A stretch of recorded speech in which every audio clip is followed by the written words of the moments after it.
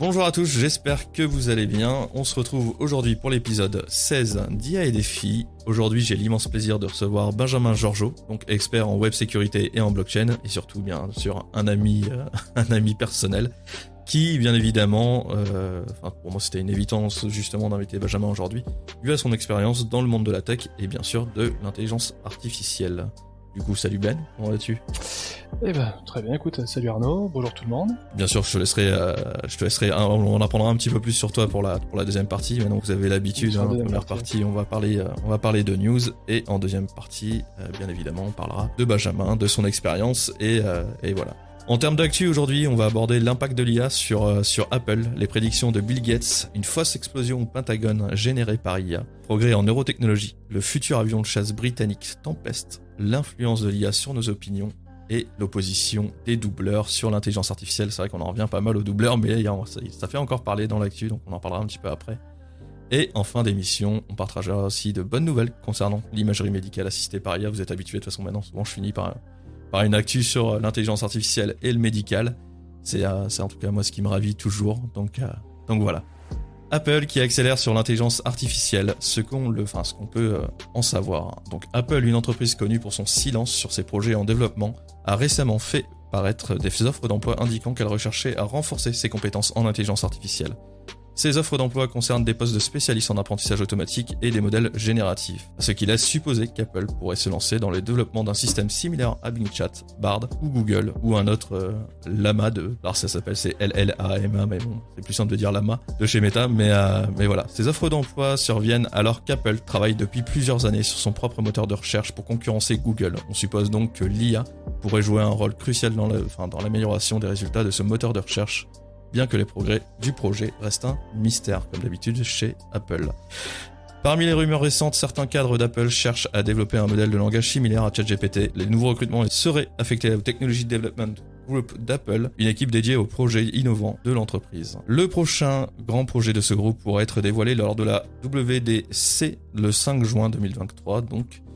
Et on attend énormément de cette présentation aussi du casque de réalité mixte qui devrait être annoncé, le fameux casque annoncé entre 3 et 4 000 $, qui fait déjà grincer un peu partout des dents, mais qui risque d'être une belle révolution. Enfin, si Siri, l'assistant vocal d'Apple, est vu comme une plateforme potentielle pour une nouvelle IA, Apple doit encore résoudre la question délicate de l'équilibre entre l'alimentation de l'algorithme et le respect de la confidentialité des utilisateurs. Une question qui semble être un sujet et un débat interne chez Apple, où les employés ont reçu l'ordre donc de ne plus utiliser le chatbot d'OpenAI. Comme on a pu le voir, c'est vrai que la semaine dernière, c'est vrai qu'on en a parlé pas mal. Ils n'ont plus le droit d'utiliser ni ChatGPT, ni GitHub. GitHub, pour ceux qui ne connaissent pas, c'est en fait la même chose que ChatGPT, mais pour les développeurs. On l'utilise beaucoup sur VS Code, parce que moi je connais, Benjamin vous en parlera peut-être un peu plus en deuxième partie. Mais voilà, aujourd'hui, ces IA-là sont bloquées par Apple pour éviter justement de donner des codes qui sont plutôt précieux. C'est vrai qu'Apple est très silencieux sur le développement de leur intelligence artificielle. Pour moi, vraiment, encore une fois, le grand loup noir de tout ça aujourd'hui, c'est Apple. Apple, pour moi, est le vrai concurrent de Meta, le vrai concurrent d'OpenAI, etc., de Microsoft et autres. Ils sont très discrets, comme à leurs grandes habitudes, et j'en attends vraiment beaucoup.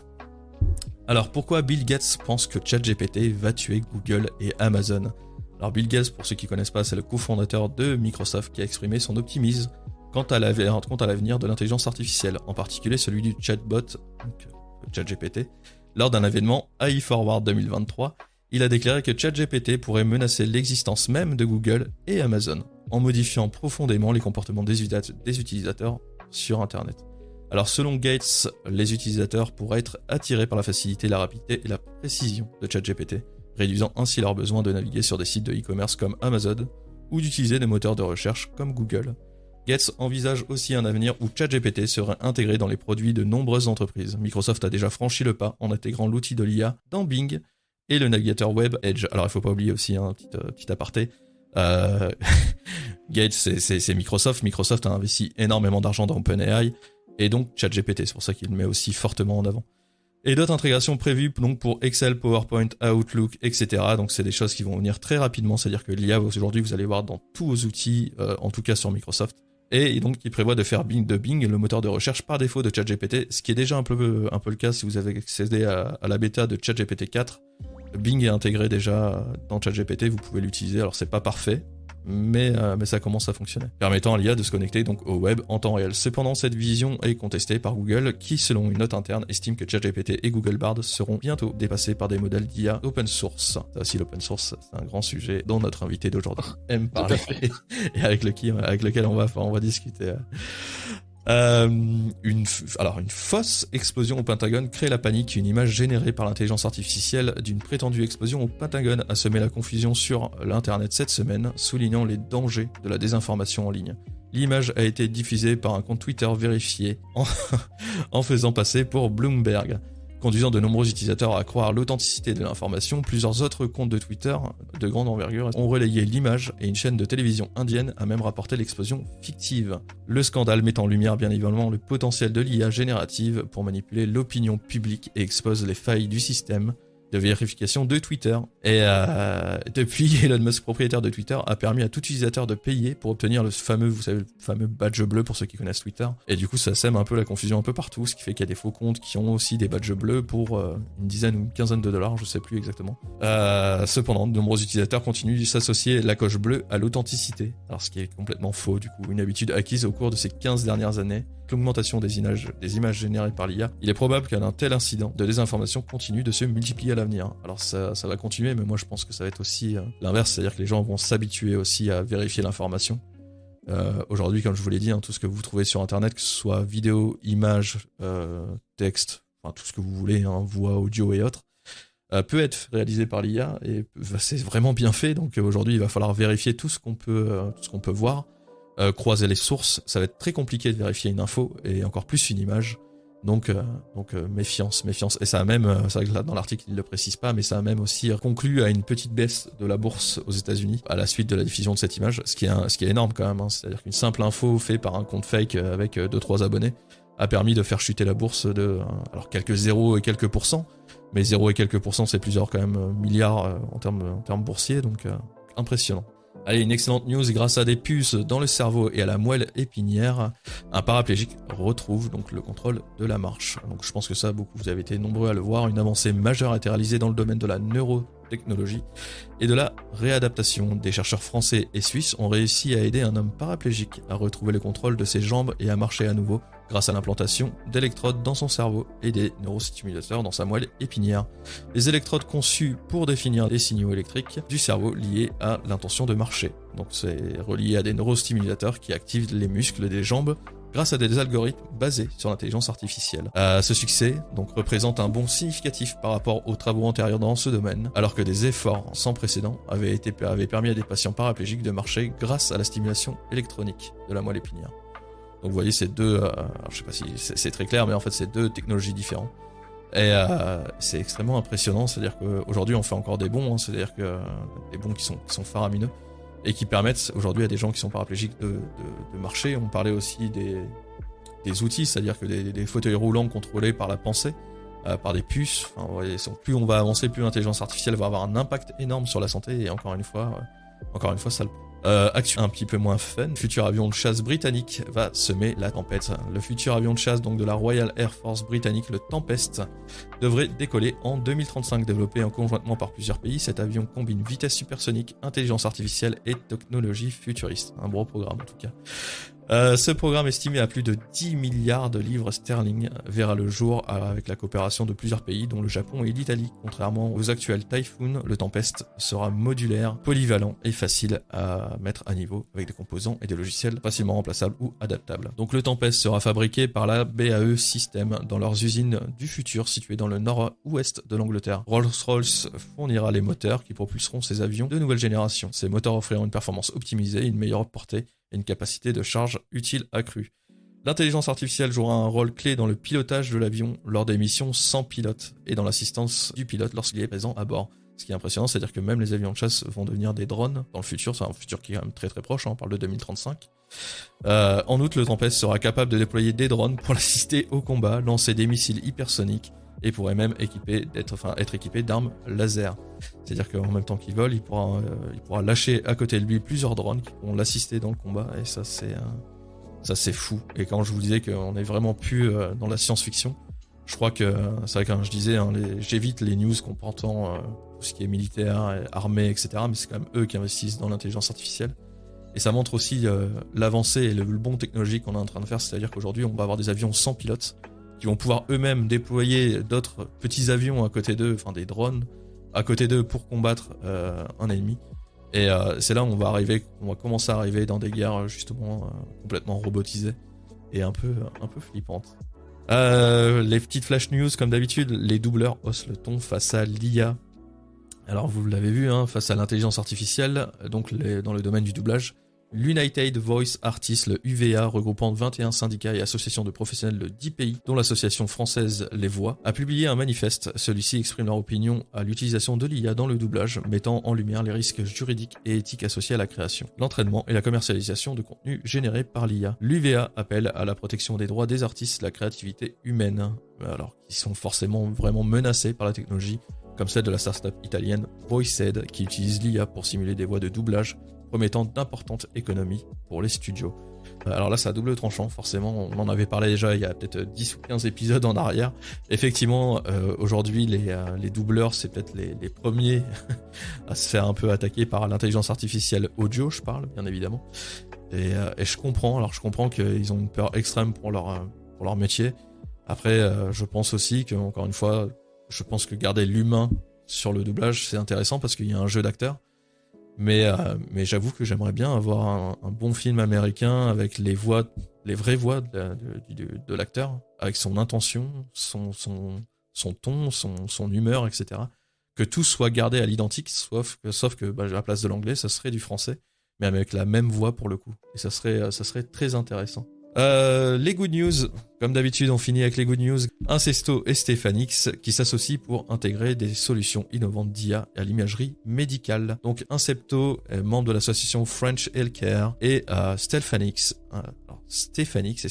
expert en imagerie médicale, annonce un partenariat stratégique pour renforcer l'offre française en matière d'imagerie médicale. L'objectif est d'intégrer l'expertise en imagerie de Stephanix dans un portfolio de solutions de diagnostic assistées par IA avec Incepto pour développer des solutions sur mesure et améliorer les soins de santé en France. Les solutions d'IA d'Incepto seront utilisées pour analyser les images médicales collectées par les équipements médicaux de Stephanix, aidant ainsi les radiologues à détecter des liaisons suspectes ou des anomalies. Donc ça c'est pareil, on en avait parlé aussi il y a quelques épisodes en arrière, l'imagerie. D'ailleurs, je pense que les radiologues demain, je pense que c'est un métier aussi qui mène soit à évoluer fortement, soit à disparaître parce que l'IA fait mieux, l'IA fait plus vite, l'IA reconnaît avec une base de données aussi exceptionnelle qu'elle puisse avoir, c'est-à-dire quasiment l'infini en termes de base de données sur l'imagerie qu'on a pu avoir aujourd'hui dans le monde. Et justement, je pense qu'un radiologue du coup qui peut des fois passer peut-être 20 à 30 minutes à analyser des radios, des scanners, etc. Je pense qu'aujourd'hui, une IA en quelques secondes peut analyser justement ces mêmes imageries bien plus précisément. C'est-à-dire qu'on a vu aussi des résultats, c'est-à-dire que ça date de 2018, Incepto, etc., ces entreprises-là. Et on avait vu déjà des résultats où il y avait détection de cancer, alors que justement plusieurs radiologues n'avaient pas vu justement ce fameux cancer sur une imagerie, alors que l'IA, elle l'avait repéré en quelques secondes. Donc on se demande, c'est là où il y a des métiers justement qui mènent à évoluer. Et après, je me fais pas trop d'illusions, pas trop d'inquiétude non plus pour les radiologues. C'est des gens qui sont brillants et qui peuvent très vite transformer leur métier. Alors comment, ça je pourrais pas vous le dire. Mais voilà, c'est aussi, ça fait partie aussi des belles news qui arrivent. C'est-à-dire que demain, quand vous allez passer un scanner, moi je suis vraiment pas contre que ce soit justement une intelligence artificielle qui analyse ce scanner et qui en un millième de seconde peut détecter une anomalie justement. Donc voilà pour les news de cette semaine, ce qui est déjà pas mal. C'est vrai que encore une fois, c'est pas des news exceptionnelles, mais il y a quand même du contenu. Du coup, rebonjour Benjamin, donc ravi de te voir ici quand même. Oui. Oui, tu m'entends bien là, c'est bon? Je t'entends parfaitement. Parfait. Bien. Est-ce que tu veux réagir toi un petit peu sur ce qui a été dit? Est-ce que tu as des choses qui t'ont fait un peu J'ai bien deux trois choses où je pourrais ajouter quelques petits compléments, on va dire. C'est notamment quand tu parles que l'armée, enfin les militaires, peu importe les pays, investissent beaucoup dans l'IA. J'ai envie de dire ça c'est même quelque chose d'assez général et historique dans le sens où beaucoup de technologies qu'on connaît aujourd'hui ont d'abord été développées enfin militairement ou par des instances gouvernementales. Si on regarde ne serait-ce que Internet, c'est son ancêtre, c'est le premier réseau qui interconnectait les différents, enfin un de ses ancêtres en tout cas aux États-Unis, c'est ce qui permettait de rendre interopérable, de communiquer entre différents centres de commandement américains.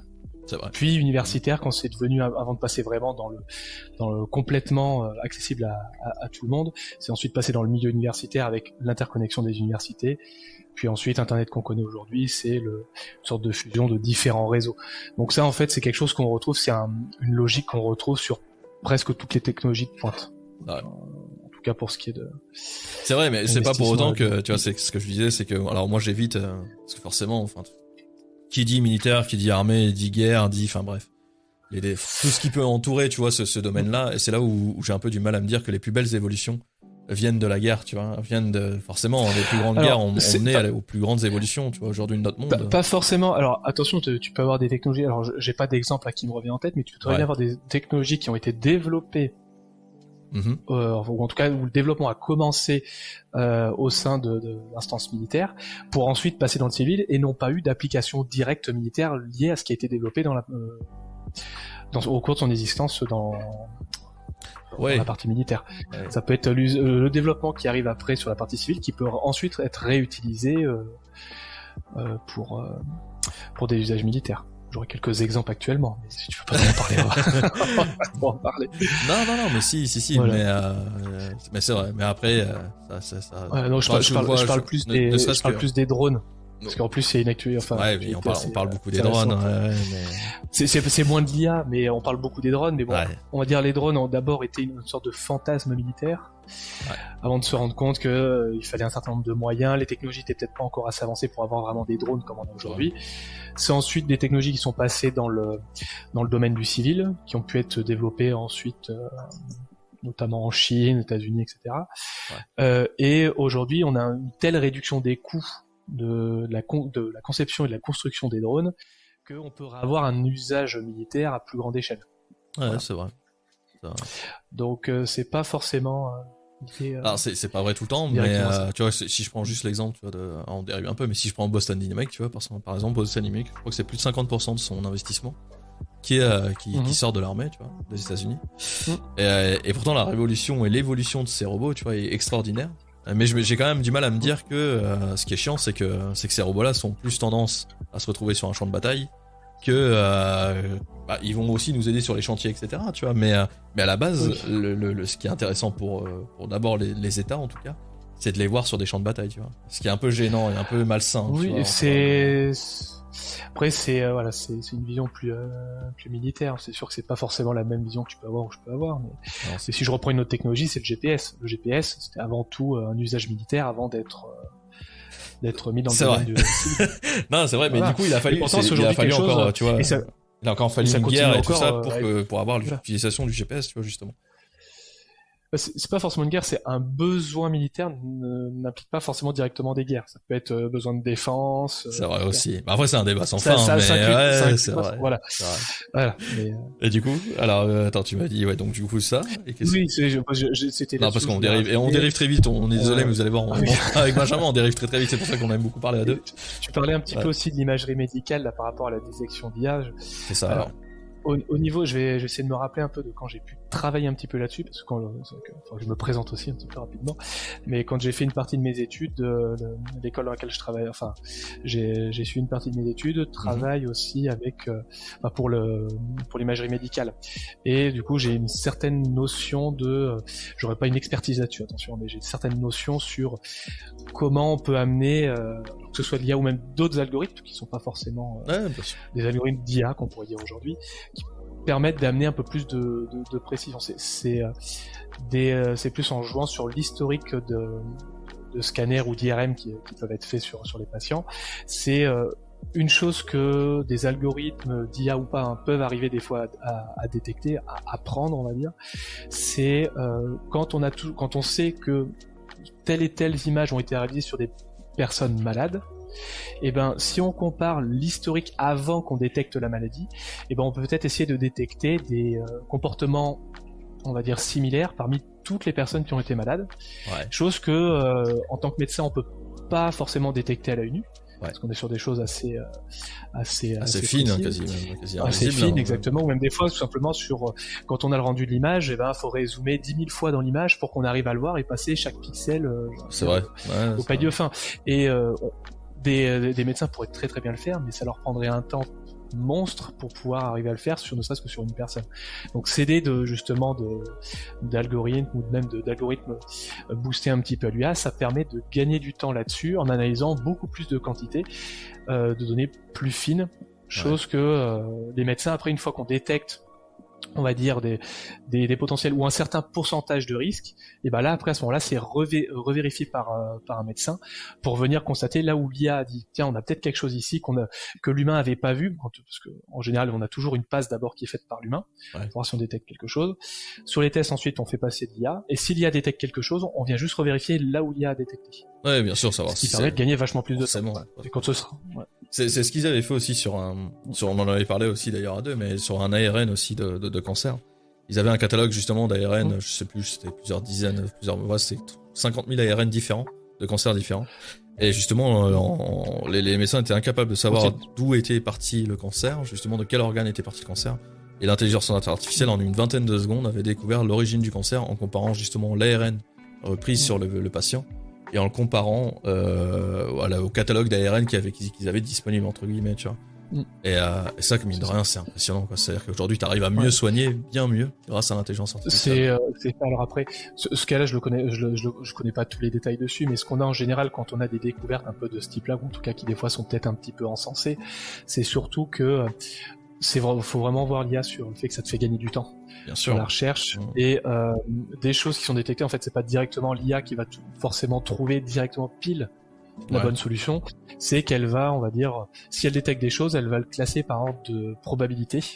Qu'est-ce qui est le plus probable comme risque, enfin. Oui, peut-être comme le fonctionnement de la LLM, quoi. Il y a 60%, voilà. Il y a 60% de chances que ça vienne du foie, peut-être 20% que ça vienne d'ailleurs, etc., etc. Ouais. Et après, on vient vérifier derrière. Mais c'est vrai qu'aujourd'hui, on a l'IA qui est de plus en plus précise. C'est fou. Voilà. Alors voilà un petit peu sur ce que je voulais rajouter. Il y aura peut-être un peu de GitHub Copilot, mais ça on en reparlera. On va en reparler. Du coup, pour ceux qui te connaissent pas encore, ce serait quand même sympa que tu te présentes un petit peu et puis que tu nous dises un peu ton parcours dans le domaine de la tech et comment t'es arrivé là aujourd'hui. Je vais essayer de me présenter rapidement. Alors on va dire je suis tombé dans l'informatique quand j'étais petit. Voilà. Dans la marmite, on va dire. J'ai eu mon premier ordinateur à 5 ans. Okay. Et sauf qu'à cette époque-là, par exemple, il y avait pas encore. Enfin, c'était vraiment les tout débuts des interfaces graphiques. Mais bon, en gros, c'est quelque chose qui m'a passionné depuis très petit. Enfin, j'ai eu un intérêt, on va dire une fascination pour l'informatique. Et j'ai essayé de me débrouiller pour en faire mon métier. Voilà, pour essayer d'avoir une passion, faire de ma passion mon métier. D'accord. Voilà, pas forcément l'inverse. Et donc je m'intéresse assez régulièrement à tout ce qui est innovation. Donc ça va des innovations beaucoup portées sur web puisque c'est un des domaines principaux. Un petit peu blockchain aussi. Effectivement, c'est un domaine où en tout cas pour un certain nombre d'usages et pas forcément les usages qu'on connaît à peu près tous. Justement, il y a beaucoup d'autres usages qu'on connaît beaucoup moins dans le grand public et qui, même sans le savoir, le grand public utilise déjà des technologies blockchain, ne serait-ce quand on fait ses courses à Carrefour, par exemple, vous pouvez très bien utiliser de la blockchain, pour donner un petit exemple. On en reparlera peut-être un peu plus tard. Et après, aussi la partie, la cybersécurité, notamment appliquée sur le domaine du web. Ouais. Parce qu'on peut dire qu'on est un expert en cybersécurité, mais dire qu'on est un expert en cybersécurité en tout, ça peut exister, mais en tout cas c'est pas mon cas. Voilà, ça doit être surtout sur des domaines bien précis. Voilà. Ok. Et en termes, si je veux dire rapidement, en termes de parcours plus universitaire, j'ai réalisé des études dans le domaine des réseaux et de la télécommunication. En DUT, et après j'ai continué sur une école d'ingénieur en informatique sur Nantes. Voilà. Ok. Et là, est-ce que t'as parlé de ton métier, parce que on a été coupé quelques secondes. Ah oui, non, pas du tout. Donc, je dis vite fait mon parcours, mais c'est vrai que je sais pas ce que je fais aujourd'hui. Aujourd'hui, je suis directeur technique ou CTO, en anglais, pour la société de Rosalis. Voilà. Donc où je suis aussi associé dans cette société. Et on propose principalement des services en développement web. Voilà. Donc ça va de construire un petit site vitrine pour présenter son activité, à réaliser le site internet pour une boulangerie avec un petit drive baguette pour pouvoir commander, se faire livrer, jusqu'à des grosses applications de gestion pour des agences immobilières, écoles, centres de formation ou dans le transport. Voilà. C'est large, hein, c'est large. C'est bien. C'est très large. Ouais. Voilà. Après c'est de voir un petit peu ça. Et voilà un petit peu sur l'activité. Si j'allais oublier aussi, j'interviens aussi. Alors de moins en moins régulièrement parce que j'ai beaucoup de temps à passer sur un certain nombre d'autres choses, mais j'interviens aussi auprès d'écoles ou d'écoles d'ingénieurs ou de centres de formation pour de la reconversion, pour enseigner un petit peu, partager mes connaissances en informatique. Voilà. En général soit des personnes qui sont en reconversion, ou même des fois aussi sur certaines formations qui peuvent être diplômantes jusqu'à Bac+5. Voilà. D'accord. Pour connaître Benjamin quand même, en vrai on se parle régulièrement. C'est pour moi, je pense, la personne la plus douée sur un clavier et en développement que je puisse connaître. Et c'est pas juste pour te lancer des fleurs, hein, c'est réel, c'est que tu arrives à m'impressionner. Les fleurs, justement. Écoute, je connais pas en tout cas de meilleurs développeurs que toi pour l'instant. Peut-être que j'en connaîtrai plus tard, mais pour l'instant c'est les meilleurs développeurs que je connaisse. Et non, je te garantis qu'il y en a des meilleurs. Je te garantis qu'il y en a des meilleurs. Bien sûr, il y a toujours meilleurs que soi, mais c'est vrai que t'as été impressionnant même sur le domaine de la sécurité web en tout cas.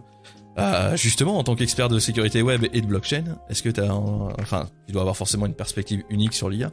Et comment tu vois ces domaines justement se chevaucher? Alors en fait, ce que peut nous apporter l'IA, je le vois chevaucher, on va dire, de différentes façons. Il y a déjà de façon un petit peu cloisonnée sur les secteurs où j'interviens actuellement.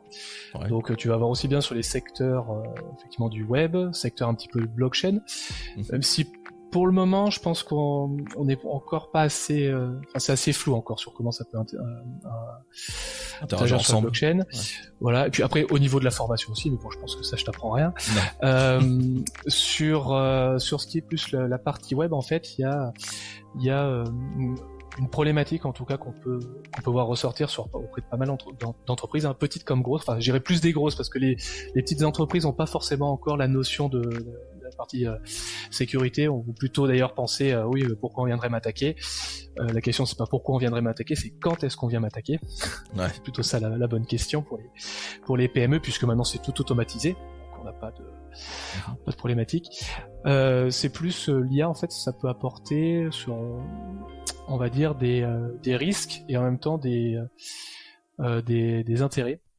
Le risque est que on peut, entre guillemets, l'IA rend accessible certaines compétences qui n'étaient pas forcément accessibles pour tout le monde avant, ou en tout cas pas avec la même facilité d'accès. Et je pense notamment à venir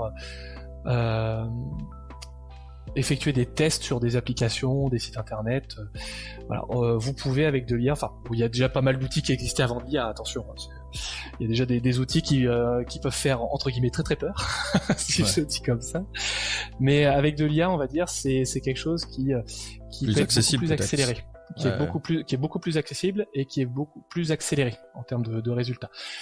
D'accord. Après, en fonction de l'IA qu'on utilise, avec plus ou moins de pertinence, avec un peu de retravail à faire derrière, mais en tout cas, c'est un accès à un même résultat avec beaucoup plus de rapidité. Et justement, comment toi tu vois l'évolution de l'IA dans le domaine de la sécurité web? En fait, je le vois avec... Je vais prendre le gros avantage qu'on peut avoir auprès d'une entreprise, c'est que ça peut, entre guillemets, rendre beaucoup plus accessible les accès à des tests de sécurité sur les différents applis que vous pouvez avoir en entreprise.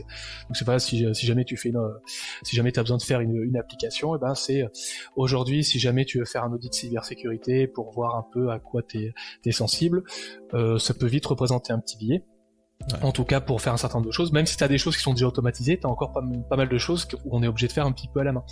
Et en fait, utiliser les mécanismes d'automatisation qui existent déjà, sur lesquels on rajoute de l'IA, ça peut permettre de rendre un certain nombre de tests beaucoup plus rapides à exécuter. D'accord. Donc, mais du coup, ce qu'il faut se dire, si on peut le faire nous pour vérifier si nos applications sont sécurisées, ça veut dire que ceux qui veulent nous attaquer peuvent aussi le faire. Voilà, on va dire c'est les deux pendants un petit peu qu'on a dessus. Après, ça peut être utilisé aussi dans une deuxième façon, plus sur la partie développeur, plus pour la partie des développeurs, dans le sens où on a beaucoup d'applications aujourd'hui qui sont développées, même de très très grosses entreprises, où je vais caricaturer, mais où vous allez avoir un stagiaire, un alternant ou un développeur junior qui travaille dessus.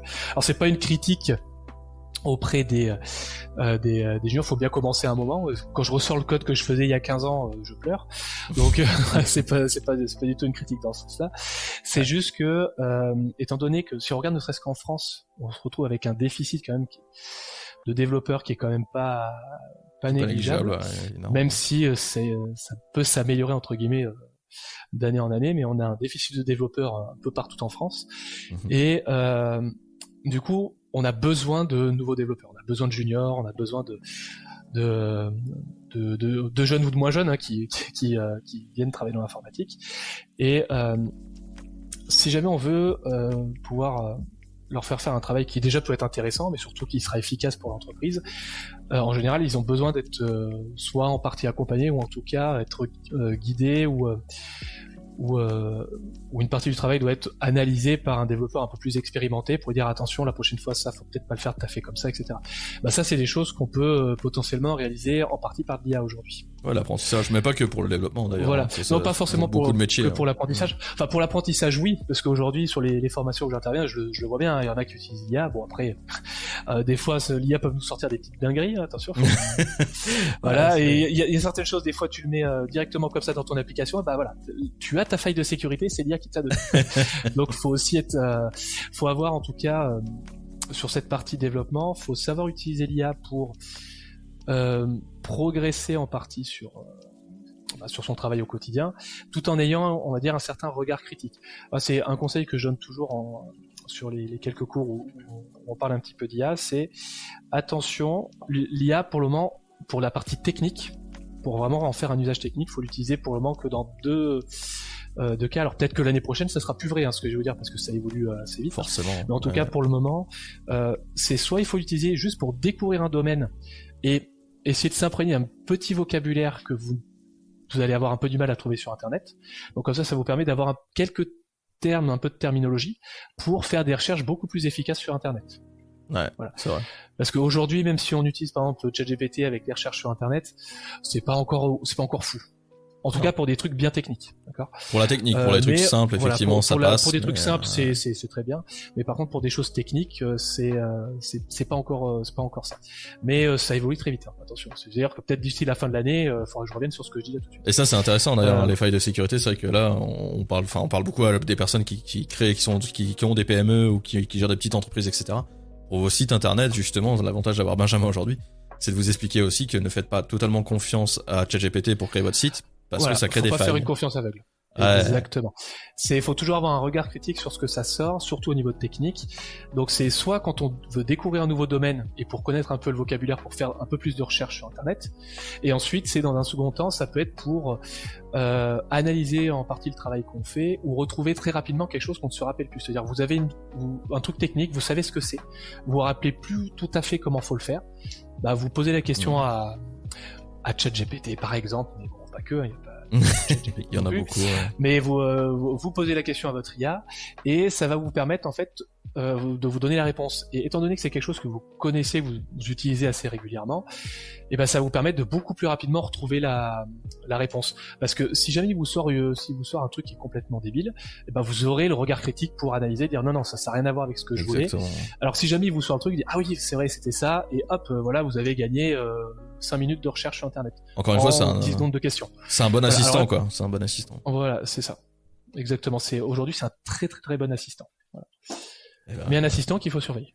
Un assistant qu'il faut vraiment surveiller de près. Comment penses-tu que la blockchain, excuse-moi, peut aider à améliorer la sécurité et la confidentialité des utilisateurs dans l'ère de l'IA, justement? Alors peut-être expliquer, très succinctement, on n'est pas tous experts de la blockchain, tu le sais, et la blockchain c'est un sujet qui est très très complexe, mais alors, pour expliquer très facilement à des novices comme nous, tous là je pense, qu'est-ce que la blockchain et comment ça peut nous aider justement à nous sécuriser dans ce monde un peu fou que l'IA amène? Je vais essayer de simplifier ça en deux phrases. Une phrase qui sera peut-être un petit peu technique et une peut-être un peu moins technique. Je vais essayer de pas trop rentrer dans la technique. Vas-y. La blockchain, il faut voir ça un petit peu comme une très grosse base de données dans laquelle, à partir du moment où quelqu'un a écrit une information dedans, ou comme si vous aviez, je sais pas, un petit Microsoft Access, un fichier Excel, ou pour peut-être les plus tech d'entre nous, un petit serveur SQL, c'est comme si vous rentriez une information dedans, dans cette blockchain-là, et à partir du moment où elle est rentrée dedans, elle y reste ad vitam. C'est-à-dire qu'elle y reste elle pourra plus jamais être enlevée. On va pouvoir venir faire des modifications. Ouais. Ce sera impossible de l'effacer. On va pouvoir dire j'en ai plus besoin maintenant ou je veux en faire une modification, mais on va regarder l'intégralité de l'historique et vous aurez, en théorie, même si en pratique c'est ce qui se passe aussi, mais il y aura l'impossibilité à quiconque de venir enlever cette information. À partir du moment où elle a été inscrite sur la blockchain, elle va y rester toute sa vie, toute la vie de la blockchain. D'accord. Donc c'est surtout ça vraiment ce qu'est une blockchain. Et donc, si jamais il y a quelques usages qu'on peut connaître, forcément, la plus connue et pas forcément, je dirais, celle qui joue en faveur de cette technologie-là, mais c'est les crypto-monnaies, parce que ça permet notamment quand vous avez un bitcoin, pour citer cet exemple-là, si vous le dépensez, vous l'envoyez à quelqu'un d'autre, vous allez pas, tout le monde verra que ce bitcoin est parti vers un autre compte. Vous n'allez pas pouvoir envoyer le même bitcoin 2 fois à 2 comptes différents. Donc ça permet d'avoir cet historique qui garantit que la donnée est bien toujours présente sur la blockchain. Donc c'est une traçabilité en fait. C'est comme une carte d'identité numérique quoi, en fait. Non voilà, exactement. Vous avez aujourd'hui ce qu'on appelle, ils sont théorisés, ils sont pas encore effectif sur toutes les blockchains, mais vous allez peut-être avoir la blockchain Ethereum qui va l'intégrer dans quelques temps. C'est ce qu'on appelle les soulbound tokens, qui permettent de faire en fait des sortes de tokens un peu comme ce qu'on entend des NFT, mais pas dans le sens des dessins de singes, etc. C'est vraiment dans le sens d'une vraie utilité. Ou même si on pourrait me critiquer sur ce que je viens de dire, attention. Ça peut être, par exemple, ça peut représenter, si on prend un exemple de formation, vous avez passé une formation, vous avez eu votre diplôme, vous avez un bac+3, au lieu d'avoir un diplôme papier, on vous envoie un soulbound token, un SBT, qui va être lié en fait à une sorte d'identité numérique, et en fait ce diplôme vous n'allez pas pouvoir l'envoyer à quelqu'un d'autre, il va rester accroché à votre compte. Comment on va le stocker ce diplôme? C'est-à-dire, imaginons, parce que là si tu parles de soulbound, tu utilises des termes anglais ou des termes raccourcis, à quoi ça correspond et comment tu vas le stocker ce token, comme tu dis justement? Qu'est-ce qu'un token déjà et comment tu vas le stocker? Ah oui. Un token, faut voir ça. Je vais peut-être d'abord expliquer un NFT, parce que je pense que quasiment tout le monde a entendu ce terme-là, parce qu'on en entend même au journal de 20h, donc bon. Donc je pense que ça c'est un terme qu'au moins tout le monde a entendu, mais tout le monde ne connaît pas forcément ce que c'est. Un NFT, c'est pour essayer de représenter, d'essayer d'appliquer la notion de propriété à quelque chose de digital, dans le sens où aujourd'hui, je sais pas, par exemple, vous avez travaillé toute votre vie, vous achetez enfin une maison ou un appartement, vous allez aller chez le notaire pour certifier votre acte d'achat et pour bien dire que vous êtes le propriétaire de votre maison ou de votre appartement.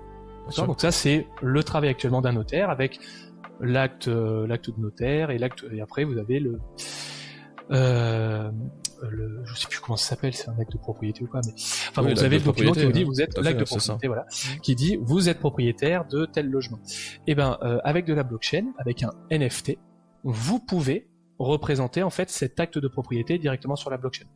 Un petit peu comme si on reprenait mon exemple de grosse base de données, mon gros fichier Excel que je disais tout à l'heure, pour vraiment vulgariser les choses. C'est comme si sur une ligne j'avais à partir de telle date, l'appartement numéro A appartient à Arnaud. Voilà. D'accord. Voilà. Mais Donc ça, c'est entré dans la blockchain et on le sait. D'accord. Et après, peut-être que dans 5 ans, quand tu vas vouloir vendre justement ton appartement, en fait, tu vas venir vendre ton NFT auquel est rattaché directement l'acte de propriété. En fait, ton NFT, c'est ton acte de propriété comme le papier que te donne ton... D'accord.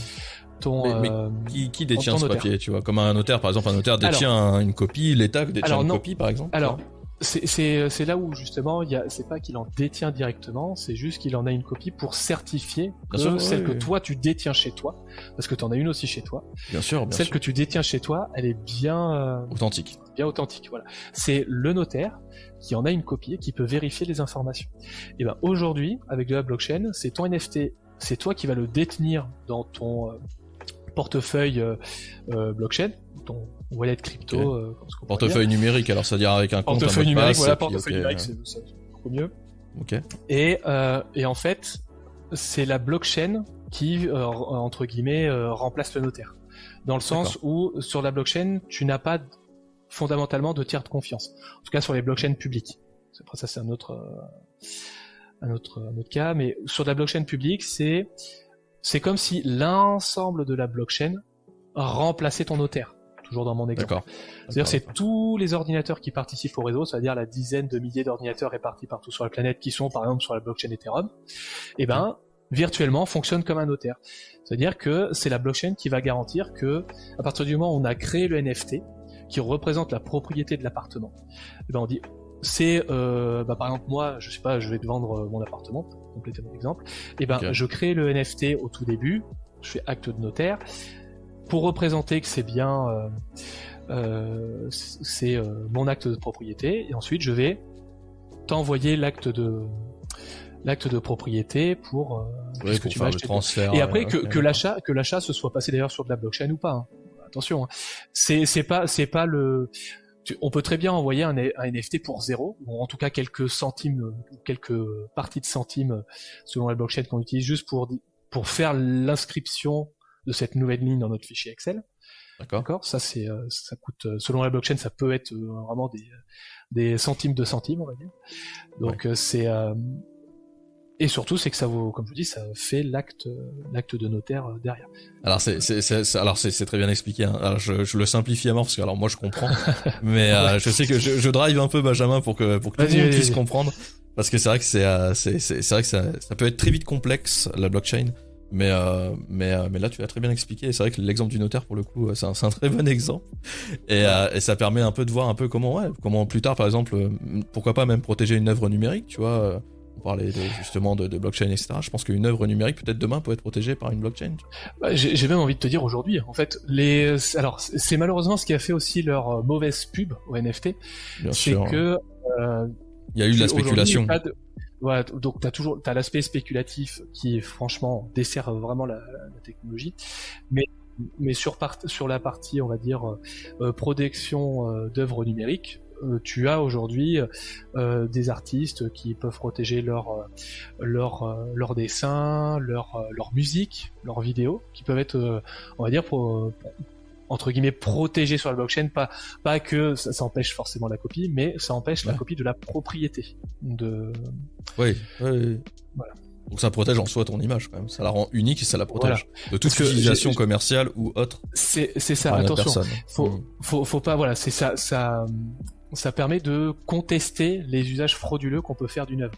Dans le sens où demain vous allez au musée du Louvre, vous prenez une photo de la Joconde, vous la faites imprimer, vous la mettez chez vous. La blockchain vous empêche pas de faire la même chose dans le monde numérique. Attention. Ça te donne pas la propriété de l'œuvre originale. Ça te donne pas la propriété de l'œuvre que tu as pris en photo. D'accord. Ouais. Par contre, ça t'empêche pas d'avoir une copie chez toi. Voilà. Mais voilà, ça permet de vérifier que la copie que tu as faite chez toi, si jamais t'as un contrôle ou quelqu'un qui veut vérifier ça, et ben on vérifie que t'es pas passé par les canaux officiels pour avoir ta copie. Gilles justement qui pose une question, qui me demande justement si on peut pas utiliser la blockchain dans les images générées par IA. Je pense pas, parce que justement les images générées par l'IA sont encore une fois pas considérées comme des œuvres numériques. Alors en tout cas aux États-Unis, Et c'est en train d'arriver aussi en Europe. Donc il y a un flou juridique en fait, je pense pour l'instant. Il y a encore, pour le moment, voilà, c'est pas encore réglementé. En tout cas, c'est pas encore acté exactement, parce qu'il y a la problématique de la partie apprentissage de l'IA.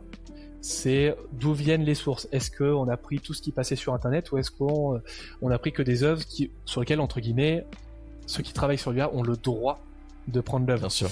Et c'est pour ça qu'il y a beaucoup de critiques sur, voilà, en fait, c'est bien, si on prend Midjourney pour celui qui fait un petit peu polémique là-dessus, ils ont utilisé énormément d'œuvres, et certaines qui peuvent être copyrightées ou tout simplement sur lesquelles ils n'ont pas forcément les droits. Et comment ça se passe ici, puisque en soi, ce qui est généré derrière, ce n'est pas une œuvre des artistes qui ont été sur lesquels on a fait passer l'apprentissage. Et oui. Mais ça a quand même servi de base à l'apprentissage. Après, c'est... Et encore une fois, moi, je partage quand même ce point de vue de quand vous créez quelque chose avec l'IA, ça fait pas vous un artiste, ça fait vous un prompteur à la rigueur. Ça fait vous un développeur... Enfin, c'est même pas un développeur parce que vous en créez une commande.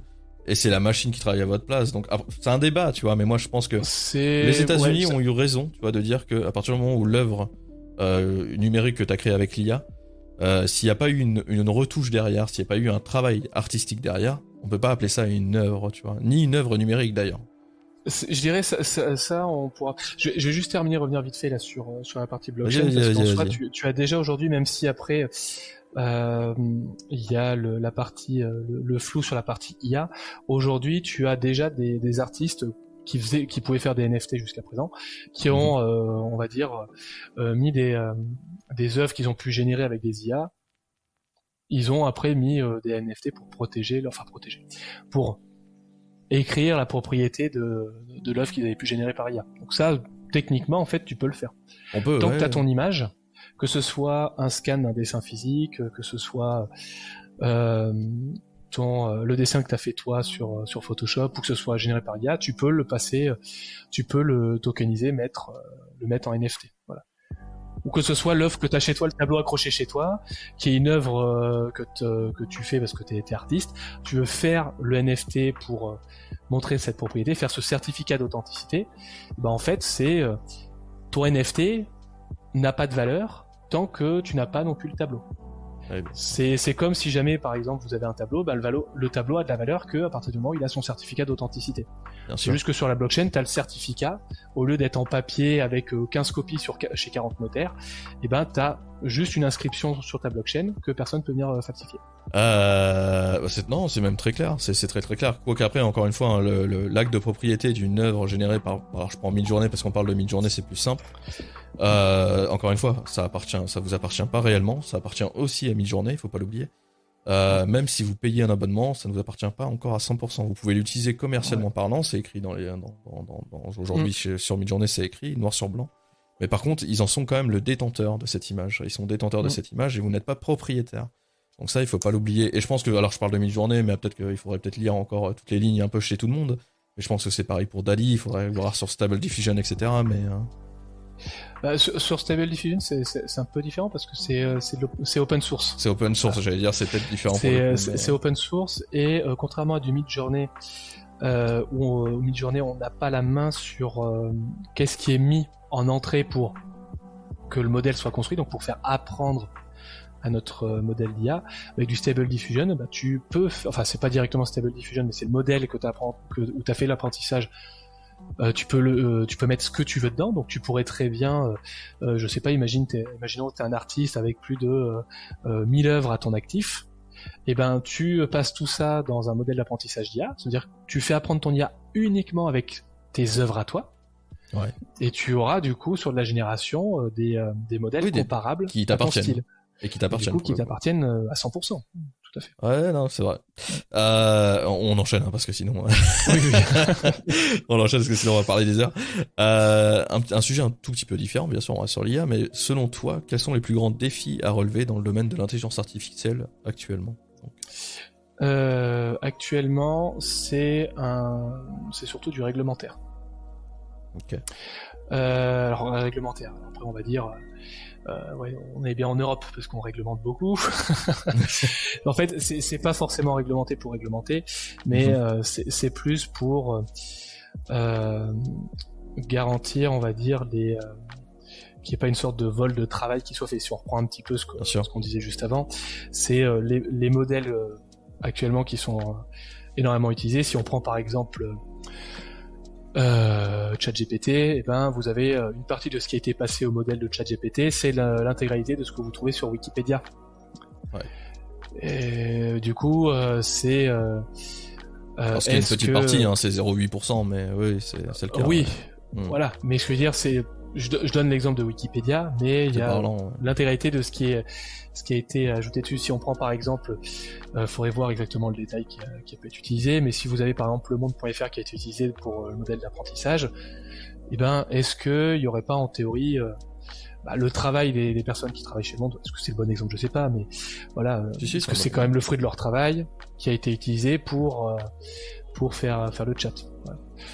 Après, attention en réglementation, je suis totalement d'accord, hein, tu le sais, on en parle beaucoup, mais c'est vrai que là, ça bouge beaucoup au niveau de l'Europe. Attention à la surréglementation qui risque.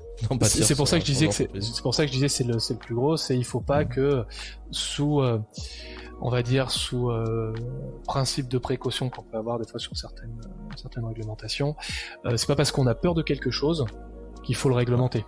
Il faut comprendre pour le réglementer correctement. C'est vrai. Si on le comprend pas correctement, en fait on va se retrouver comme ce qu'on fait nous régulièrement en Europe. Aujourd'hui on n'a pas de gros leaders tech européens. On en a quelques-uns, mais quand on regarde par rapport aux Chinois, aux États-Unis ou aux États-Unis, on n'a personne. Non, on n'a personne. Ou ceux qu'on avait, ou ceux qu'on pouvait avoir du fait après de notre réglementation se sont fait racheter en Asie ou aux États-Unis. Voilà. Et d'ailleurs, OpenAI parle un petit aparté, mais parle aussi de dire que si les lois européennes commencent à se durcir de plus en plus, et ça les inquiète un peu, et ils seraient prêts eux, à partir du marché européen, sachant que c'est pas non plus un marché. Voilà, ils peuvent s'en passer aujourd'hui, et ils parlent déjà de se passer du marché européen si les lois européennes deviennent vraiment trop compliquées pour eux. Oui, parce que si on prend simple, la population de toute l'Europe, c'est la population des États-Unis. Oui, non, mais justement. Alors c'est un beau marché, ça reste un beau marché, mais ils seraient prêts à s'en passer. Enfin, clairement, c'est ce que disait Sam Altman, et c'est ce que disaient les dirigeants justement d'OpenAI. C'est que si l'Europe, alors c'est bien qu'ils fassent des lois, qu'ils mettent des tables rondes, etc. Mais s'ils durcissent trop le ton, ils risquent déjà de faire fuir les entreprises déjà en place, et le problème c'est de faire fuir aussi les petits génies qui sont en France ou en Europe vers des pays, comme le disait Benjamin, en Asie ou aux États-Unis encore une fois, et ça sera encore une fuite des cerveaux, et ça serait encore dommage. Alors après, on a aussi, je dirais, beaucoup de cerveaux, parce que si on retombe un petit peu sur l'open source, c'est aussi en fait parce que les peurs. Les peurs tu vas dire, ou tu vas peut-être compléter, mais en général quand on parle avec différentes personnes, les peurs qu'ils peuvent avoir, c'est est-ce que l'IA va entre guillemets me remplacer dans mon boulot, comment elle fait pour savoir toutes ces choses-là, sachant que elle les sait pas vraiment. Non, elle les sait pas. Voilà, c'est un peu une notion de compréhension. T'inquiète pas, je le répète à chaque semaine. Moi, ce sont que des mathématiques. Voilà. C'est vrai que quand je dis j'ai dit réglementation, mais aussi sensibilisation, qui est important. Okay. Mais sur la partie réglementation, du coup j'ai perdu le fil. Qu'est-ce que je voulais dire? Non, mais justement, tu parlais de la fuite des cerveaux et il y avait l'open source, justement. Voilà. C'est la partie de l'open source, en fait, c'est ce qui permet, et en soi, vous avez mine de rien Facebook qui participe à cette partie open source sur l'IA, en partie, hein. Mais OpenIA, pas tant que ça, pas des masses. Mais c'est le fait qu'un outil pourra être pas forcément compréhensible à 100%, mais en tout cas plus facilement accepté, c'est si jamais il y a une transparence sur comment il fonctionne derrière, et qu'il y ait une certaine capacité après à pouvoir le comprendre. Quand vous avez quelque chose qui est une boîte noire où on comprend pas comment ça marche, c'est plus compliqué de dire mais si ça marche bien, fais-nous confiance. Alors si jamais on peut regarder comment ça marche dessous, ou en tout cas avoir des personnes qui peuvent venir vérifier et qui n'ont pas directement d'intérêt. Des audits d'État en fait. Ouais, ça peut être des audits d'État, ou ça peut être, si on regarde aujourd'hui dans l'open source, vous avez des fois sur un logiciel, vous pouvez avoir des dizaines de milliers de développeurs qui vont venir dessus, et des gens comme vous et moi. Donc à partir du moment où on est développeur, on peut participer, même si on ajoute qu'une dizaine de lignes de code, voilà, on peut venir participer sur le projet, apporter sa petite pierre, construire, débattre un petit peu plus facilement. Donc ça, c'est sur la partie réglementation, ça implique aussi la question un peu de société. C'est qu'est-ce qu'on veut avoir comme outil d'IA. Par définition, un outil qui est open source, il est ouvert à tous. Voilà. Et n'importe qui a la capacité aussi de pouvoir l'utiliser. Et ça vaut pour en tant que particulier comme en tant qu'entreprise. Hein. Parce que ça, c'est aussi un point qui est, je pense, qui peut être important à voir, mais c'est quand vous travaillez pour une entreprise et que vous avez un certain niveau de confidentialité à respecter, un petit peu comme ce que tu disais dans tes news là avec Apple tout à l'heure, bien sûr, qui interdit l'usage de ChatGPT, Midjourney et autres, GitHub. Et de GitHub, enfin de GitHub Copilot. GitHub Copilot, c'est plus sur quels sont les usages qui peuvent être faits, parce qu'aujourd'hui, il y en a qui arrivent des fois à récupérer certains morceaux d'apprentissage qui ont été utilisés à l'origine. Quand on pose un certain nombre de questions, on peut arriver à récupérer des morceaux. Donc si jamais vous avez par exemple du code interne de chez Apple qui est utilisé pour de l'apprentissage de GitHub Copilot, et si on arrive à poser la bonne question, à mettre le bon prompt, etc., et que ça nous ressort directement 50 lignes d'un fichier de chez Apple, ça peut être très problématique. C'est extrêmement problématique, surtout pour des grosses boîtes comme ça.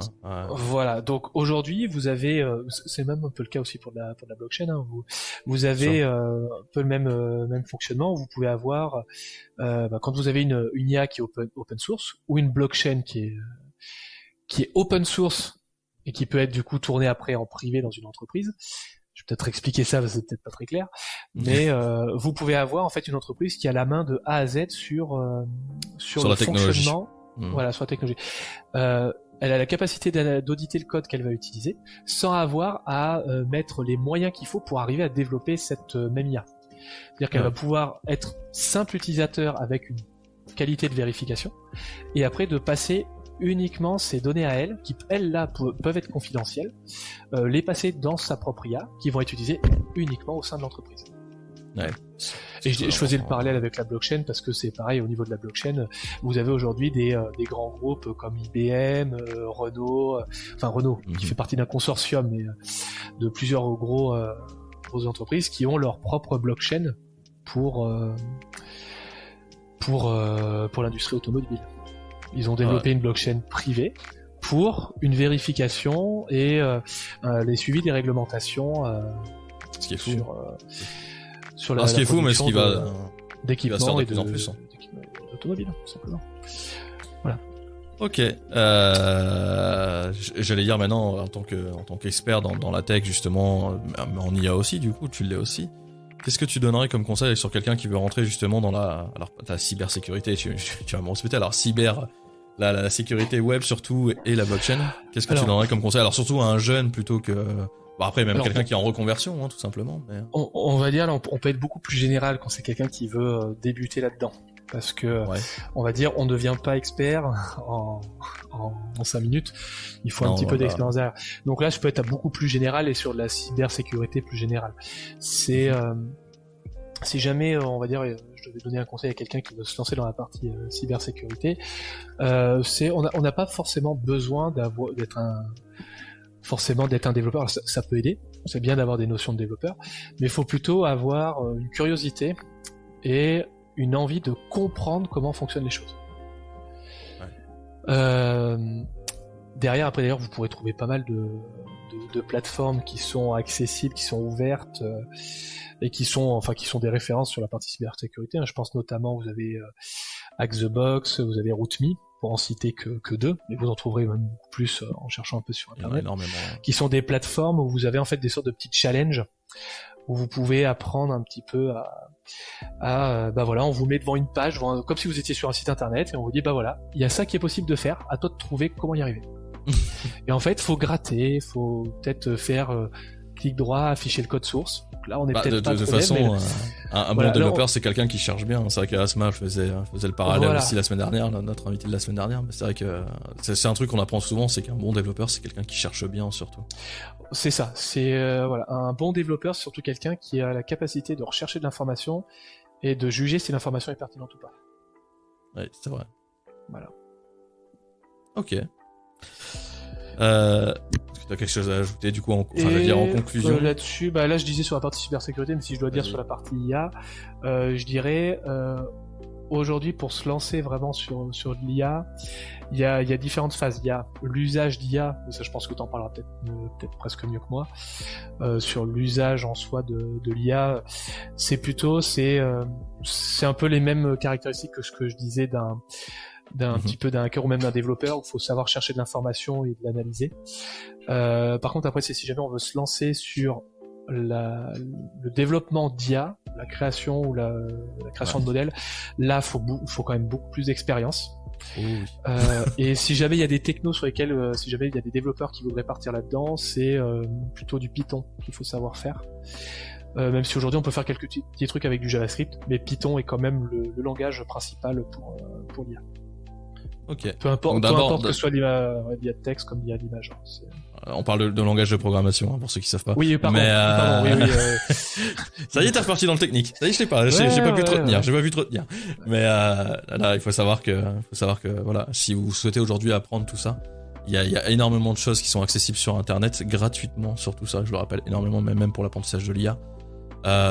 Aujourd'hui, vous avez des ressources quasi illimitées sur le net. Donc profitez-en, surtout. C'est ce que je pense, ce que voulait dire Ben. Mais voilà, sachez que si vous le souhaitez, d'ailleurs, vous pouvez aussi, je suppose que Benjamin sera pas contre que vous contactez si vous avez des questions un peu plus particulières sur la sécurité web ou sur la blockchain. Ne vous inquiétez pas, c'est un vrai passionné pour le coup. Et c'est pour ça qu'on a des longues discussions.